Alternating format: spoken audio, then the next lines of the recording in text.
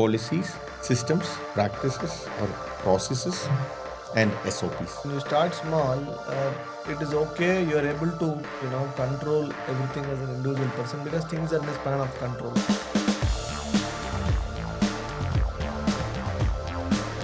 Internal audit. How important is it for a MSME kind of an organization?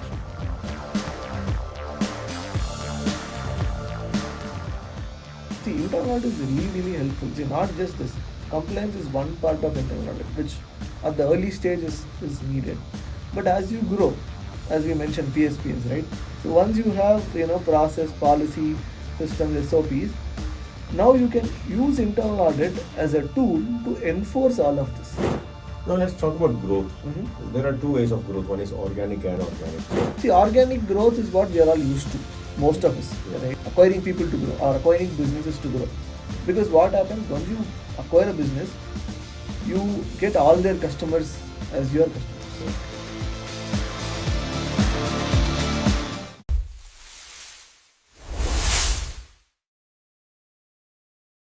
Welcome back to the part 2 of my podcast with Abisheik. In the part 1, we discussed about formation of a new distribution business, scaling up of the business, the various financial discipline that a new business should follow, and the other aspects of a expansion of a business. And in this part, that's part 2, we discuss about the aspects of an established business, expansion, valuation, succession planning, and so on and so forth. Welcome back, Abisheik, to this part 2 of our podcast. Thank you for having me back. And the first question today is about policies, systems, practices or processes, and SOPs, PSPS. PSPS. Most large organizations have all these policies, systems, practices, and SOPs in place. Whereas, even in an established diagnostic company of, say, about 50 crore to 100 crore, even them, or even 20, 30 crore company, they may think that it's only for very large organization. It's not needed for me. So what's your take on that? Is this PSPS needed for a smaller organization? Yeah, I mean, probably they should think, by reversing the logic. See, when you start small, it is okay. You are able to, control everything as an individual person because things are in a span of control, right? You have 3 people or 4 people reporting to you. So it's okay. You know what they are doing on a day-to-day basis, how they execute a specific task. You can probably tell them, guide them, be there for them. But moment, the organization crosses 3 to 4 people, who is reporting to you, things become complicated. People start using their personal discretion at a lot of places, right? So I will do work in the way I want to do. Until the results are achieved, my boss is not going to know about it, right? Yeah. So this, what happens is now creates deviations, right? So deviations matlab chances for errors or chances for which cause you a bigger problems with delivery of a customer. Let's say you have a policy, or let's say you as a business owner, right? Whatever I intend that I should supply only to well-paying customers who pay on time. It's a very general intention. So when we start small, I know that this customer has not paying me well. So what I tell, one moment the sales staff or dispatch staff comes and tell me, Abhishek, this customer has sent a PO, shall I send a dispatch to him? I will tell, no, please hold. Some payment I'm expecting, wait for it. I can tell, right? But what happens if you're a 30 people or 10 people organization? The dispatch staff is not going to come and ask the owner. He's probably going to, get the PO, check with sales team, and send the goods. How will you control this? That is where, your policies, your, systems and your SOPs come into picture. So you can think of it like this. So policy is basically what as a owner you would want to do in any specific situation. Your decisions means, Right. For example, I don't want to give goods to customers who have, you mentioned, right, 100 days, 200 days outstanding. I don't want to, give goods for them or probably reduce my supply, right? So this is a policy, right? Now policy flows down to process. Now how do you implement this policy? You set up a process. What you tell, if first before you dispatch, you get a PO. Now you check whether we have the goods. Step number one.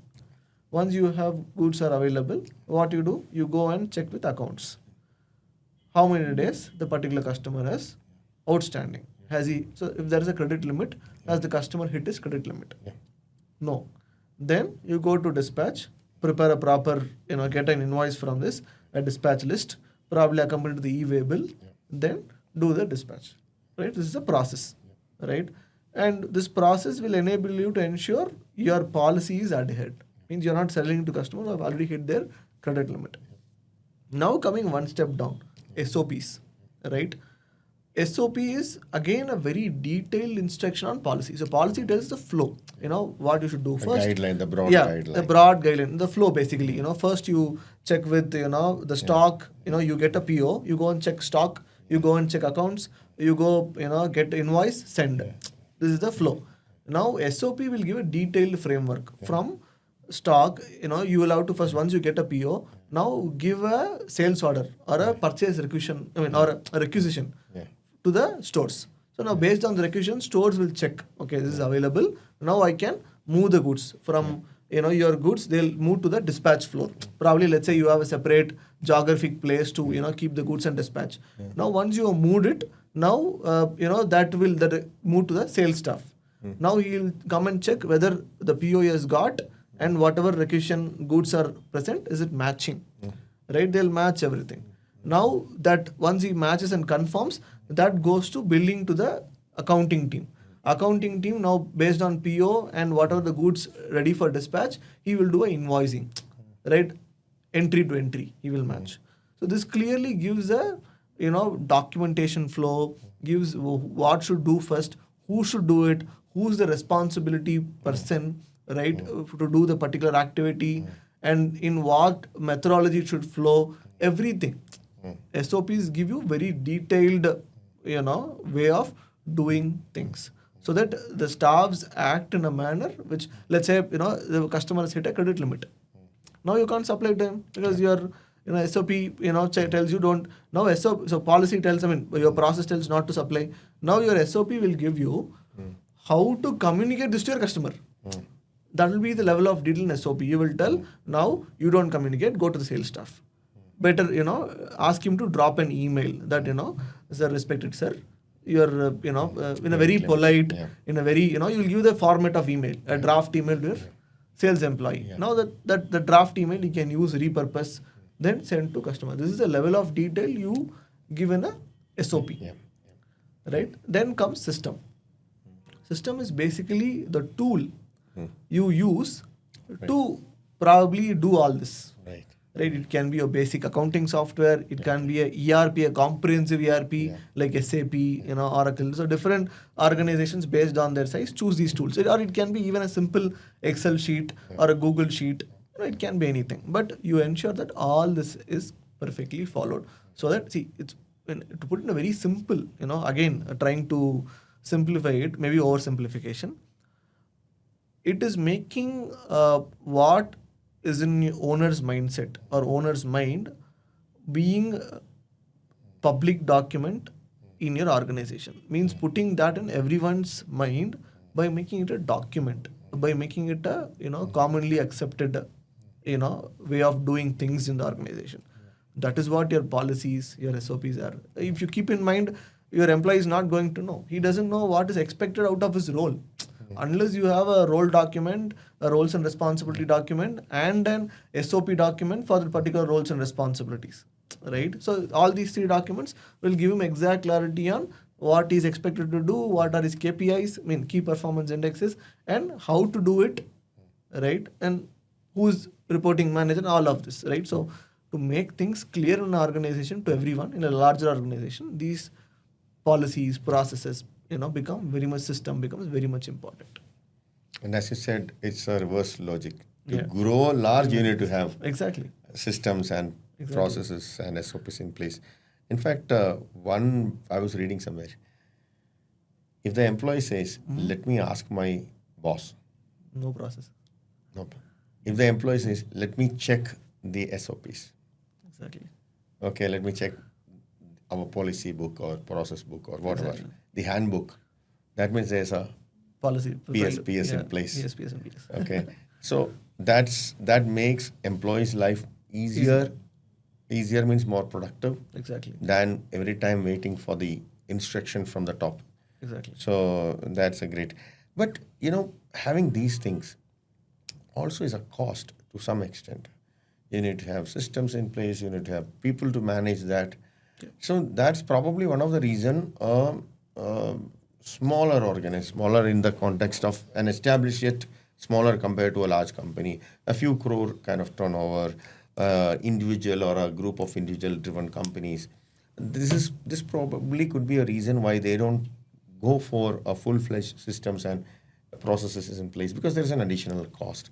If that's the case, then what should be the investment to put it in terms of flowing back from the revenue? How much of it can go into strengthening your processes? No, I like the fact that you mentioned it as an investment, not as an expense. So, right, so Yeah. it's basically an investment, Yeah, right? it's So, see, to scale the organization, Yeah. you need certain, things in place, right? So Yeah. when a new employee comes, you give him clarity on what is expected. Now he will build the next 1 crore revenue. That's how I think it is, right?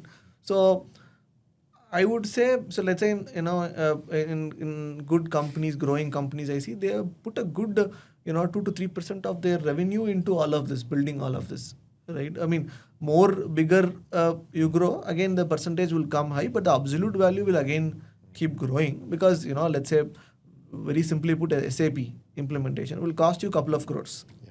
Right. So, and again, the license is huge. But again, if you are that size, then it's still okay. But good 2 to 3% of your revenue can go, or probably if your margins are thin, then probably 10 to 20% of your margins can go into this. Right. If you say 2 to 3, I operate a 5% margin. How can I afford 2 to 3%? Then probably you put at least 10 to 20% of your profit. And as you scale, automatically you invest more on this. That will enable you further scale. So you start with the minimum basic and then start putting more money in it as you grow. So, but certain minimum basics you should have from the beginning itself. All right. Next, let's talk about the importance of regulatory compliance, especially a distribution business being into the healthcare deals with a lot of regulatory compliance areas. I'm sure it's very important, but if you can talk a little bit of the importance and significance of following this. Yeah, like I would say these are fundamentals of business, Very true. right? How you managing cash flow, all of this. Like compliance is fundamental. Today, an entrepreneur cannot operate in silo.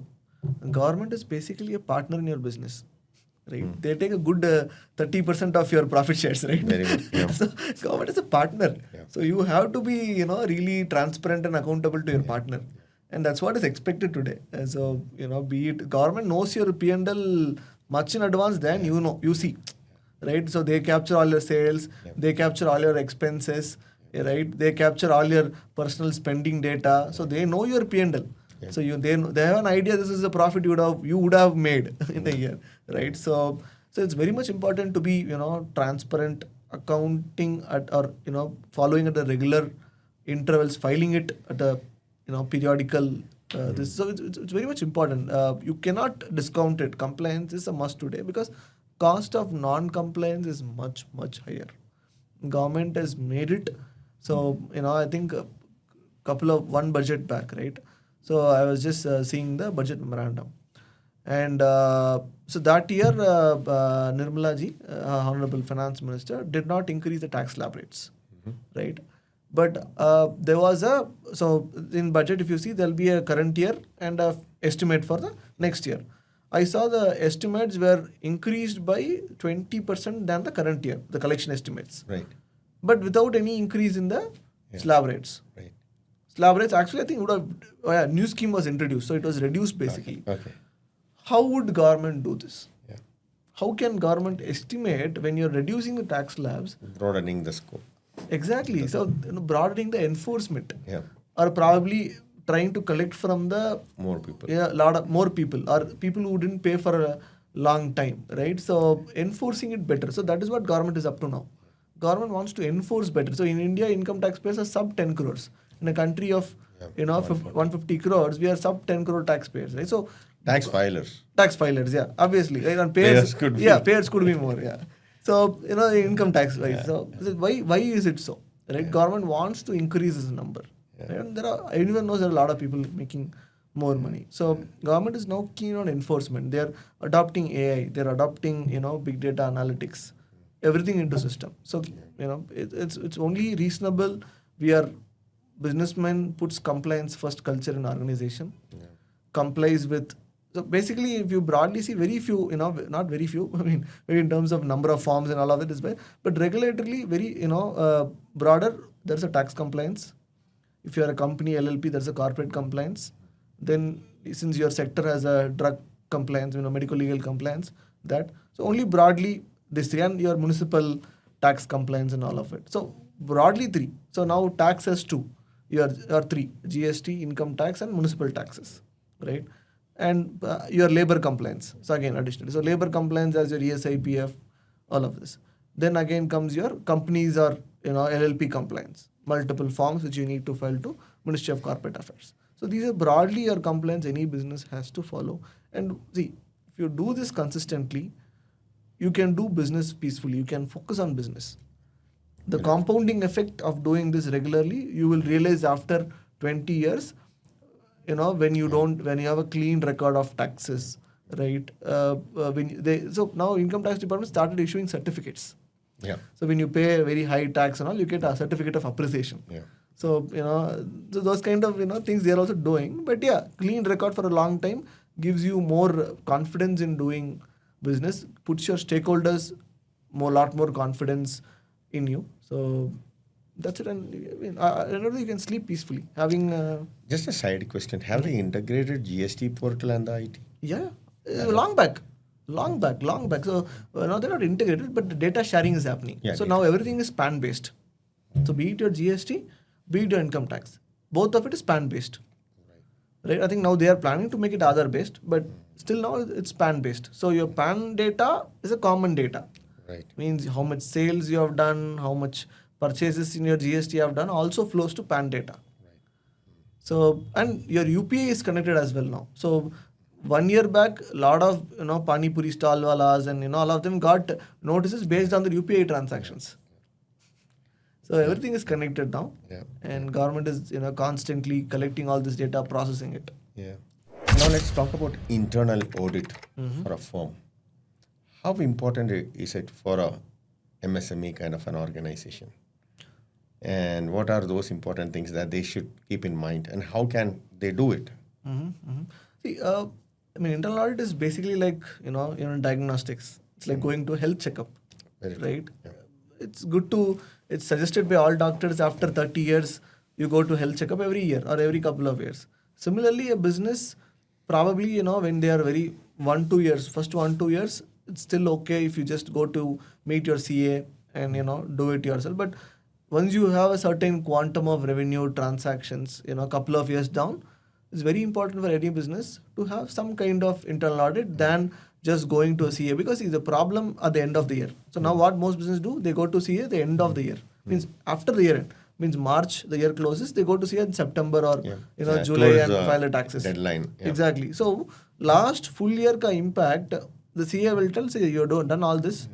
Now at least this year you see. Yeah. So full year already went through all of it. Yeah. Right? Now you don't to course correct. Yeah, it is really tough, right? But if you have known during the year itself, it becomes much easier to course correct immediately, right? Your non-compliance gets accumulated. Now the CA has to do some kind of thing to correct it. You might have to pay some penalty or something like at the end of the year, interest, something. Very true. So this you can avoid by doing an internal audit. And also you can see internal audit is really, really helpful. See, not just this. Compliance is one part of internal audit, which at the early stage is needed. But as you grow, as we mentioned, PSPs, right? So once you have, process, policy, systems, SOPs, now you can use internal audit as a tool to enforce all of this. So most big companies do, or most companies who have a growth mindset, means you want to grow, do this. So what they do something called as a process-based internal audit. So companies tell their internal auditors, see, I am a company, I am growing very fast, but I want to have a streamlined growth. I want to ensure no mistakes or no deviations happen from my process. So what you do as a CA, now these are my policies. This is my process document. This is my SOP. Have it. Now go audit every department and tell me whether everyone is adhering to this. Right. And give me a detailed report every quarter or every 6 months. So now many CAs are doing process-based internal audits as a service, which is basically ensuring the company's policies, processes are adhered by all the departments. There's one more called ISO. Yeah, ISO. So how is this different from ISO? Because ISO also does a little bit of internal process audit. But see, ISO is a periodic one, right? You don't do it consistently. So employees don't have the moral check or moral, obligation to follow it throughout the year. They can just follow it during the audit alone.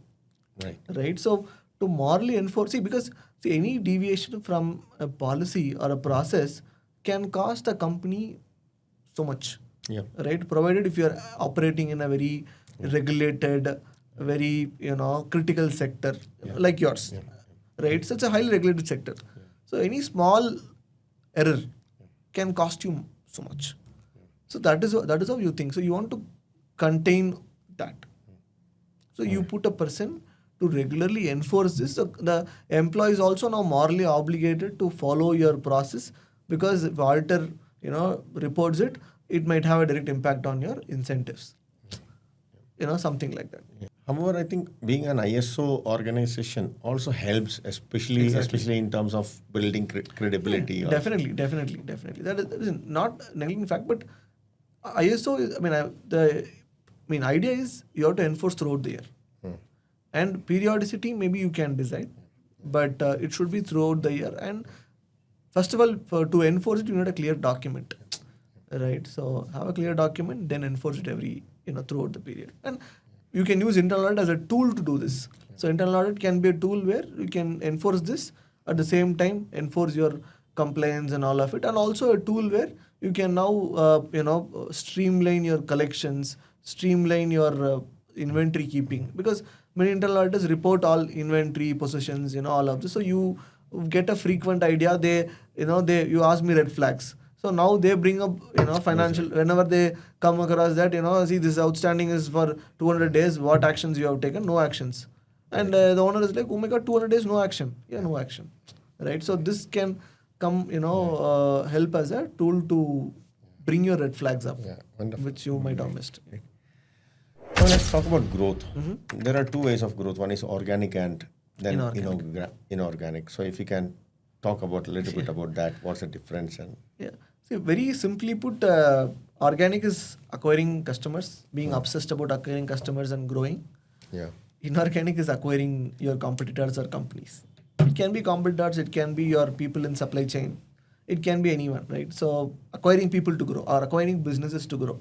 Because what happens, once you acquire a business, you get all their customers as your customers, right? So many companies take inorganic growth as a mode to grow their business, than you going to market, feet on street, talking to a client, convincing them. Better acquire a business which is there. But there are certain advantages. There are certain advantages in both the ways of growing. See, organic growth is what we are all used to, most of us, right? Why it is good? You have a control, absolute control in your business. You maintain, you control your culture, you control the process, you control systems. Everything is under your control, right? But it is slow. You cannot grow from a 10 crore business to 100 crore business in 1 year or 2 years. Not possible, right? But inorganic growth enables you that. It can make you a 100 crore business. From a 100 crore business, it can make you a 200 crore business in 1 year. Probably you are able to acquire another 80 crore company. Exactly, right? And make them 100 crore. It can make you, give you a 2x growth in 1 year, right? This is possible. But the problem is, again, the control. right? So you are acquiring a business which is being managed by a very different person for so long, right? So every business comes with a baggage, or you can call the culture misalignment as they technically call it, right? Or system misalignments, or a lot of other stuff. Every business operates very differently. I mean, so as an entrepreneur, most of people, I get to talk to a lot of businesses, so I understand this. But most people don't talk much to other business. Let's say in your industry, you are just operating in a silo, doing your business, taking care of your customers and doing all. But every business, every owner is different. Yeah. He operates his different, business very differently. Certain people want to have MIS on a monthly basis. Certain owners want to sit in tally and look at it every day. Right. There are owners I know who sit, every day, end of the day, sit with the accountant, check their Or tally. they have a real-time dashboard. They have a real-time dashboard, doing. Certain owners don't want any of this. Yeah. They want to only talk to accountant and get information. Right. Abisheik, don't show me all this. Just tell me what is my sale, what is my debtors, what is my stock. The owners, right? So very different ways in which people run their businesses. So this becomes a problem when you acquire a business. One, the employees of the organization are used to the existing owner's culture of doing business. Very true, yeah. So now they, you acquire a business, there is a culture shock in the organization. Yeah. So for them to, come out of it, operate, it takes some time, right? And that is where, again, concept of integration comes into picture. So this is what happens in an inorganic growth. So it is, you lack control, but you grow fast. Yeah. And it's sometimes pretty expensive as well. Because let's say I'm an owner. I want to, I'm ready to sell my business. I will not be ready to sell my business just for, whatever I'm making profits. Yeah. I will expect a multiples of my profits to be given to me. Let's say I assume I will operate the next 30 years or 10 years in the business. So then I would expect you to pay me at least, 10 times of profits. Probably, EBITDA into 10. EBITDA into 10, probably discounted for, today's value, right? Yeah. So because 1 rupee today is not same as 1 rupee after 10 years. So you discount for time. Some these are called valuation method. Like, you discount something and probably I'll expect that, right? So you have to pay some money, but you get a good chunk of business immediately. That's an inorganic growth. Right. So let's talk about succession planning, because since you are at the point of selling a company and all. So what is succession planning? Number one, when should a company think about succession planning? Today, I think one of the most pressing problems many SMEs in India are facing is succession planning. I've seen a lot of people, lot of SME owners. They rode the industrial revolution wave. They grow really big, and today their children are probably they don't have successor to carry out the business. One of the most pressing problems India is facing right now, right? See, succession is something you are trying to find, or you are trying to make a business outlive you. Yeah. That's called basically a succession, right? Or you put it very, very simply, you need another person to run the business, right? Who is probably equally responsible and equally smart as you, which again is only possible in dreams. But again, right? So that is what you are trying, right? And this can be achieved in many different ways. And which way you opt is again based on very business specific and owner to owner. But when should you start planning for succession planning? I would say as early as possible. Or at least, when you find good talents in your organization who can probably, take this up and run the organization, right? So that is when you start succession planning. You have to build leaders. Today, many companies suffer from lack of leaders. And I also see a common pattern in distribution or very single person driven organizations, that many owners, due to their personal traits, they prefer more yes men than leaders, right? In such an organization, succession planning becomes very difficult. All you have is yes men around you. How do you hand over your business for them to run, right? So you have to start thinking about it as early as possible, and make the person grow along with you, and someday you can plan a succession planning tool. And there are multiple different ways in which you can do it. So let's discuss about this issue a little bit more before we come into the planning side. Sure. So what essentially is the issue? I mean, so you have been successful businessman. Yes. Your children, they are not interested in joining their business for whatever reason. Yeah. Whatever. They might have studied a different stream. Yeah. Maybe your son wants to set up something like a semiconductor company. He doesn't want to be into your distribution business. He feels your distribution business is a very old traditional system of trading business, and therefore, whereas his ideas are more modern or contemporary, if I may say. That is like maybe sunrise sectors. You can Sunrise call, they want to sectors, enter yeah, into sunrise sunrise sectors. sectors. Sunrise sector. So your son has his own plan. Traditionally, we think only our sons have to take over our business. At least this should compel us to think that we can pass on the business to our daughters as well. I mean, to start with, that's the starting thought I want to share, because most Indian thought is my son will take over my business. Yeah. They don't even think that my daughter can take over my business, or even my son-in-law can take over my business. So that's the one extension. Or even a good employee can take over the business, right? That is also a thought. Like even a good employee who's been there with me for 30 years. That's kind of coming to the next level. So if the immediate thought is my, Family, my DNA. Yeah, You know, How are if you? that's not happening, that's where this whole question of succession planning comes into the picture. Yeah. Now there are options.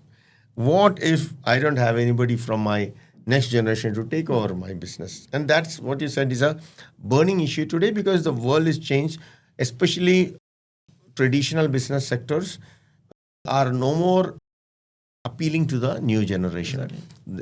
So that throws us this question of what are the options available to a successful businessman in terms of succession planning.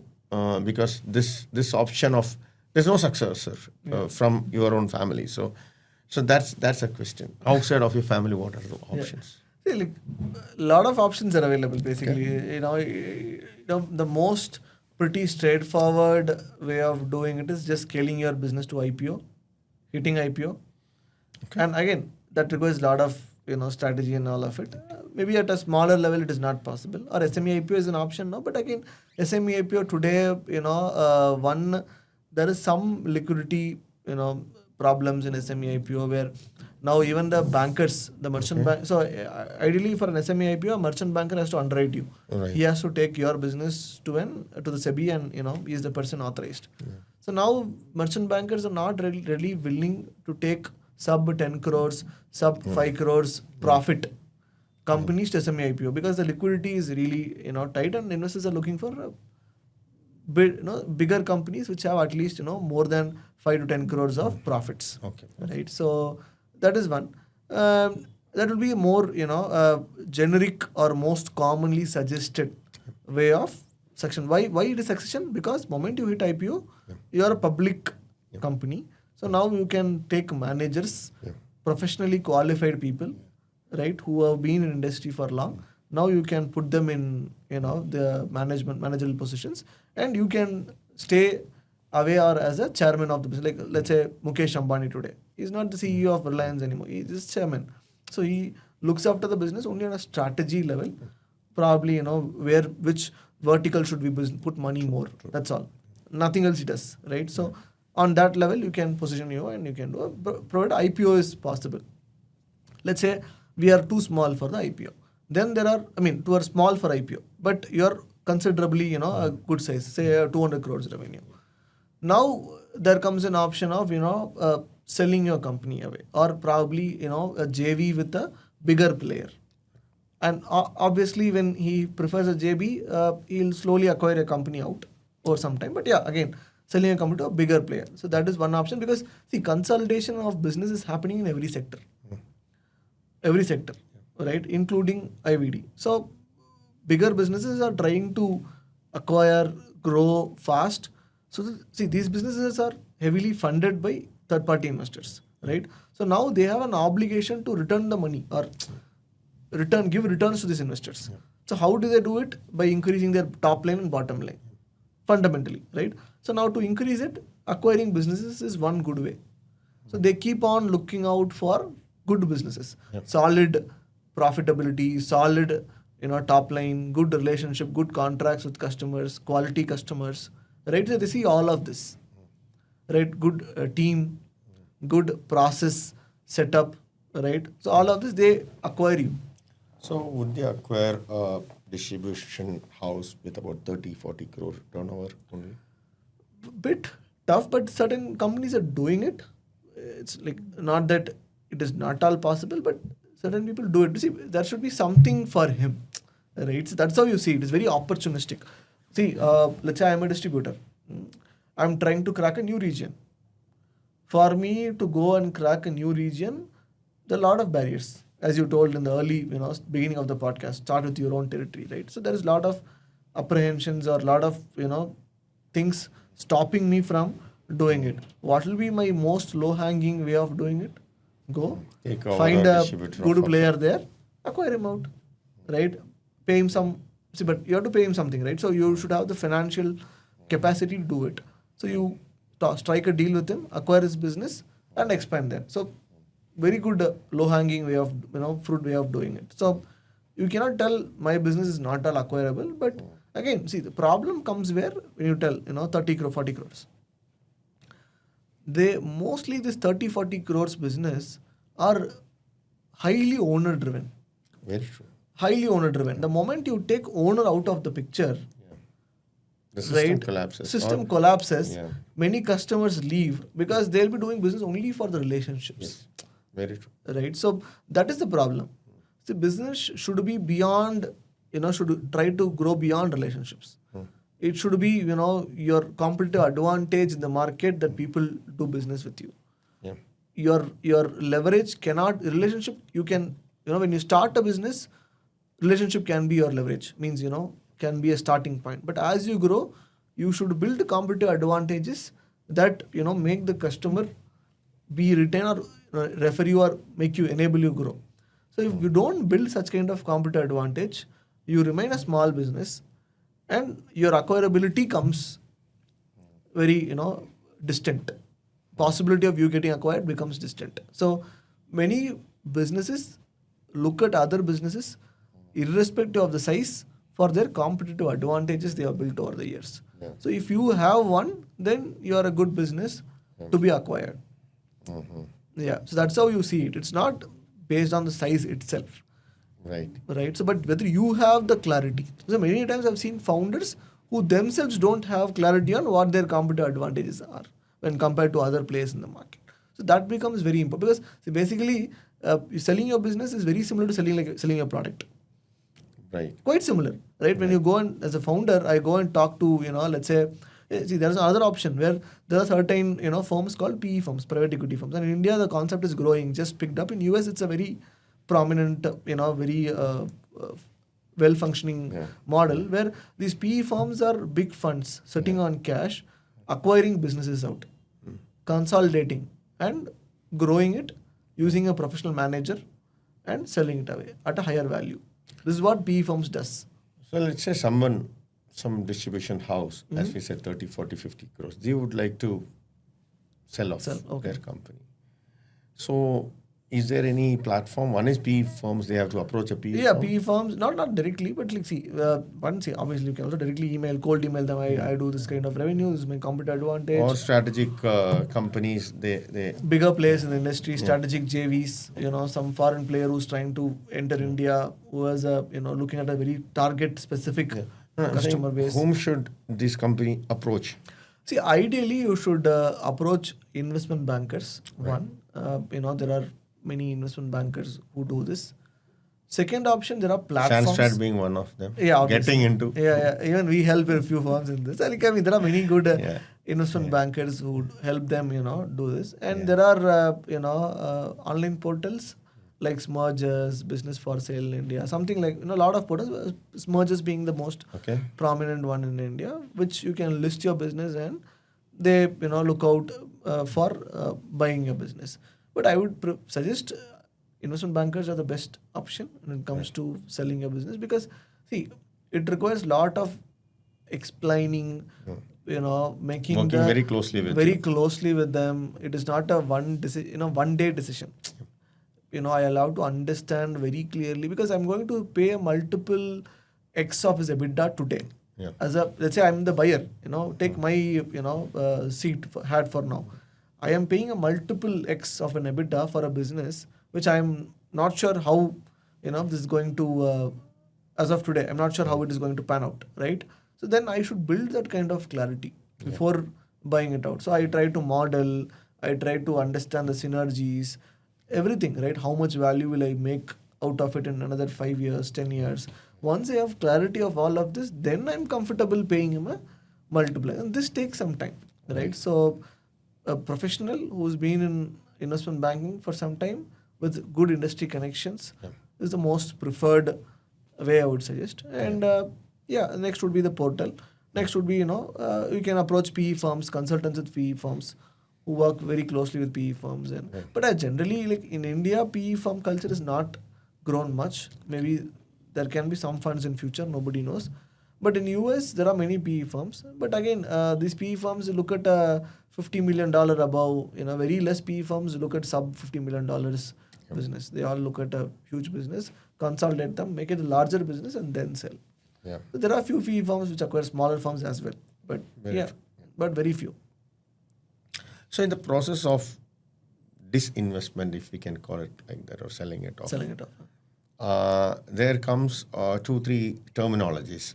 Now let's discuss about that. One is valuation, another one is due diligence. Right? Who does this? Is it a seller or a buyer? And who are the people who does this? What all kind of valuations and broad calculations are there? And what all kind of due diligence and broad different kind of due diligence? See, generally, moment a buyer decides to buy a business, acquire a business, he wants to, as I told you, right, he wants to, know the value at which I can buy the business, right? And this is where valuation becomes an important, lever. How do you decide valuation? Again, there are multiple methodologies to it. Again, complex calculations and all of it. See, broadly put, very high level, there are 3 broad methods. One is called the asset approach or a NAV approach, where you plainly take the balance sheet of the company, your total assets minus your total liabilities. That's your net worth, they call it. It's a very simple approach. Probably you mark your assets to market value and then do this. So this is the first approach, asset approach. But this approach is generally used for mature, declining companies, not for growing companies. Right.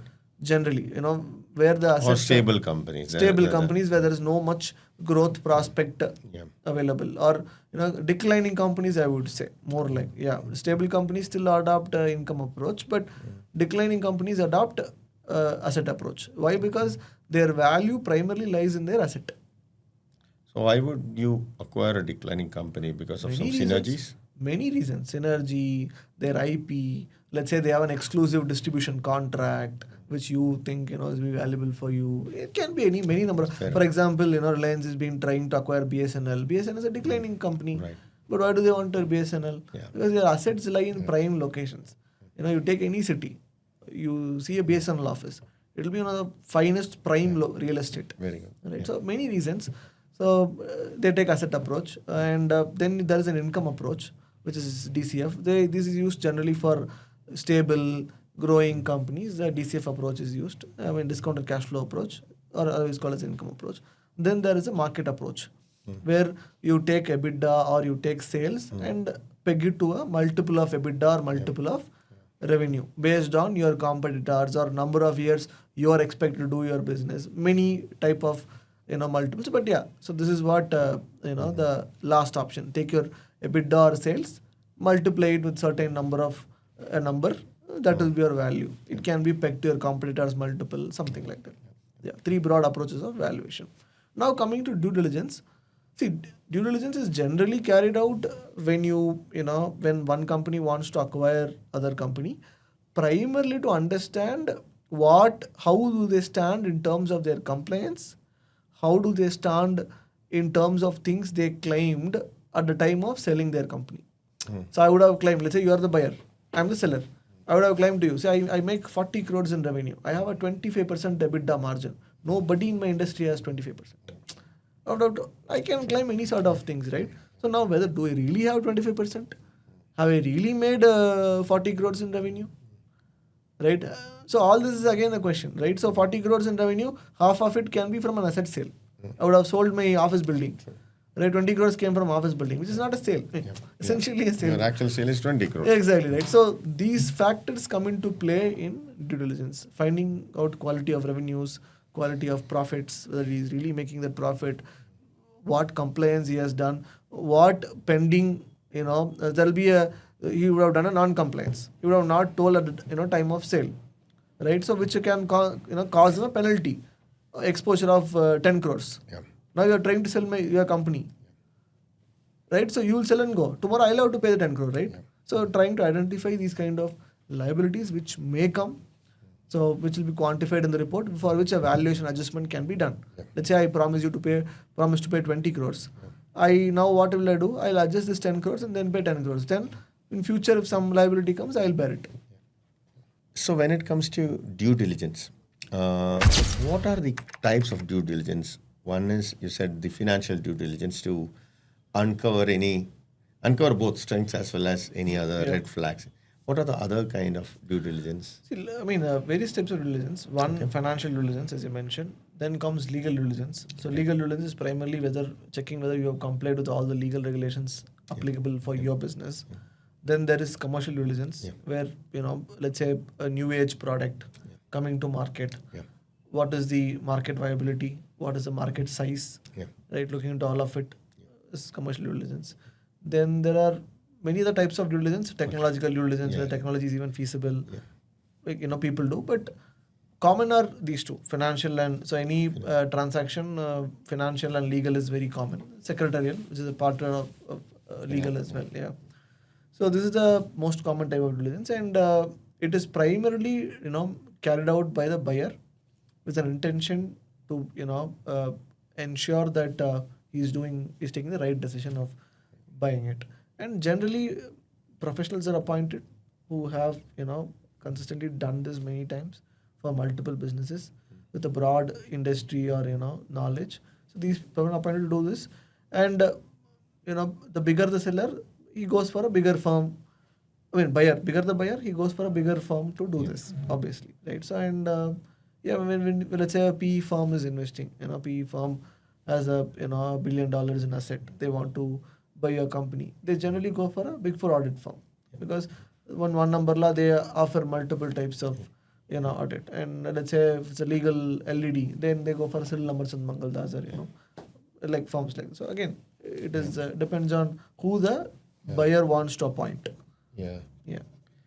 On this commercial due diligence, my company Sandstrat, we do commercial due diligence for, especially for the diagnostic companies.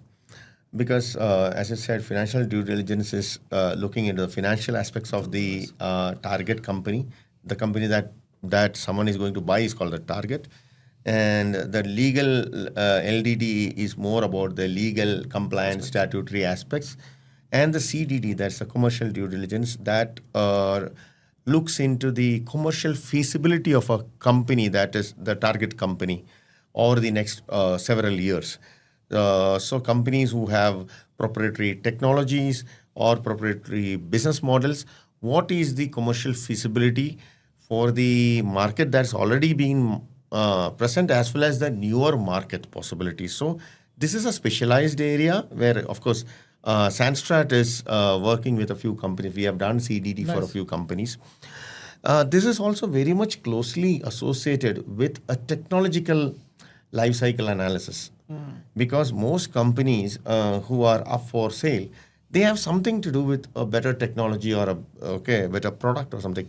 So the technology feasibility and the technology life cycle analysis is a part of the CDD, along with, of course, the go-to-market strategies, which we bake in along with the CDD that we are doing. So I think this is a very crucial aspect of due diligence, because that talks about the nuances of the industry. Correct.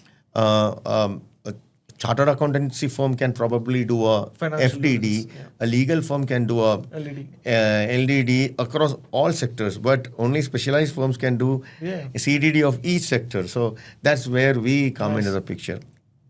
So you need a deep industry knowledge to do CDD, otherwise it's not absolutely. possible. Yeah. Now coming to the valuation, who should do the valuation, seller or the buyer? See, generally, I'll tell you, real world how it works is valuation is negotiated. It is negotiated between the seller and buyer, but you go with an offer and the buyer decides the final price at which, again, wherever, both of you meet. But what happens here is, professionals like me come to advise them, right? So I've advised a lot of companies on valuation. You are a valuer, right? I'm also a certified valuer. Yeah, I'm also a valuer. Okay, So that yeah. also comes again. Certified valuer has nothing to do with this particular area, Oh, but really? I'm a certified valuer for government. All right. So, like, even chartered accountants can advise on valuation, but being a certified valuer now, so government needs a certificate. So, moment, let's say I'm the buyer, you are the seller. We have negotiated a value with advice of some, CAs or, valuers. The final value is agreed. Now, that value needs to be certified by a valuer Yeah. for government. So now people come to me, asking, Abhishek, can you help me certify this value? So now I have to plan, work it around and probably give them a valuation around it. Or somewhere, see, there should be possibilities where I can, match it. But again, I give my independent valuation on it. But this is when, see, what happens in independent valuation is once a market agrees that this is a value, means if a willing buyer and a willing seller has agreed on something, that is a market indication that value is real. So once there is a market indication, I'm okay as a registered valuer, I'm okay to accept that valuation. So they are okay. So I give a certificate primarily for the government, right? And this is what happens in a real world. But again, it's to be very this, they both negotiate and come to a final valuation. So the people who are involved in this is, as you said, if we come back the step by step, the seller company, as part of the succession planning, approaches a strategic consultant or an IB, as you said, investment banker, who connects them with a potential buyer, maybe one or more than one. Yeah. And in fact, both of them could do their own independent valuations. Exactly. In fact, I want to sell, I want to do my valuation, so that They will do their own they will do valuation. valuation. And then based on the valuation, both of them meet. Of course, IB would facilitate, and then you decide on a market price, and the certified valuer also values it. And then as part of the decision chain, the buyer company may do financial due diligence, legal due diligence, as well as commercial due diligence, so that internally there is a proper systems in place before buying. So finally, the negotiated price is decided. Correct. And other agreement, for example, no competition agreement, or you will continue on our board for so and so years. Primarily two agreements. So whenever a transaction happens, there are two agreements which is majorly signed. One is called a shareholders agreement. Right. Other one is called a share, purchase agreement. If the shares are purchased from the seller. Okay. So these two agreements are the major agreements which is signed. So which agreement covers, you shouldn't start a similar business for so many years, or you should continue on The shareholders agreement, share purchase agreement will have clauses which will tell non-compete clause. So multiple clauses will be put in this agreement itself, so that it will restrict you from doing anything. Right. Yeah. All right. So once you have sold your business, what happens after you have sold? Now someone who has sold the business and you have got your funds, what happens before we know, but during and after selling the business? Generally, the sale of business will not happen in 1 year or something. It takes, so how generally it happens is the buyer will need you to stay with your business for at least 2 to 3 years to ensure the transition is smooth. Right. That's called the integration phase. So they want. Is this also covered in the shareholders agreement? Obviously, shareholders share purchase agreement, it's covered. Share purchase agreement. Yeah. So they will now ask you to, so obviously they'll pay you some salary. What you'll do is they'll stagger your payment. Right. You will not get in one shot. First year you will get a portion, 25%. Second year, 25% across 4 years, something like that. So then in these 3 years, you should enable him transition the business. So you will have your own systems and process. Now you will have to help him integrate with his systems and process. Now he will bring some people, his top leadership. Now you should position them in your organization so that your people start taking their things seriously. So all this integration happens in 3 years, and then you retire. You get full money and you retire from the business. This is how generally the transaction takes place. So once you are done with it, then obviously you will have money to probably do whatever you want in life. But again, the thing is, many times what happens is managing money makes people very anxious. I've seen a lot of founders become anxious after getting an exit. Very common, right? Very few people handle it with grace. Many people become anxious, stop, talking much. So like this happens. So it's always better you appoint a money manager, a trusted wealth advisor to manage the money, and you just enjoy the fruits of your years of hard work and relax with your family, go on vacations or start something else. Yeah, start something else. If you have again time and energy to do it, why not do it? Many people also do it. I mean, they love what they do and they want to do the same. Wonderful. Yeah, but again, the same sector you will not be allowed. There will be non-compete.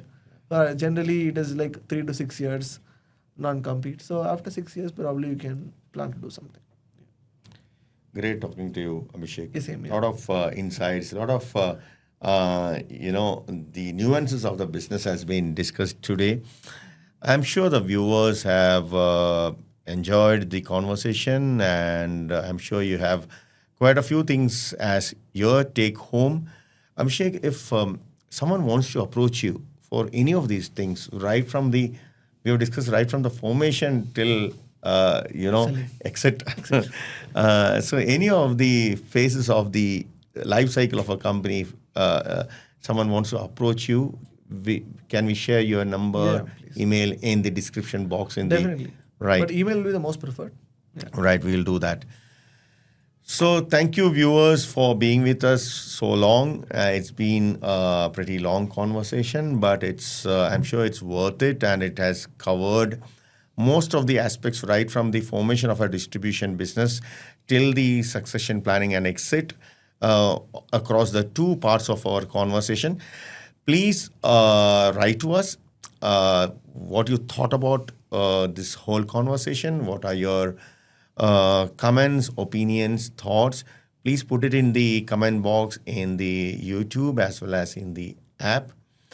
Until I meet you again with yet another guest in one of these podcasts of MedDevice, signing off for now. Bye-bye.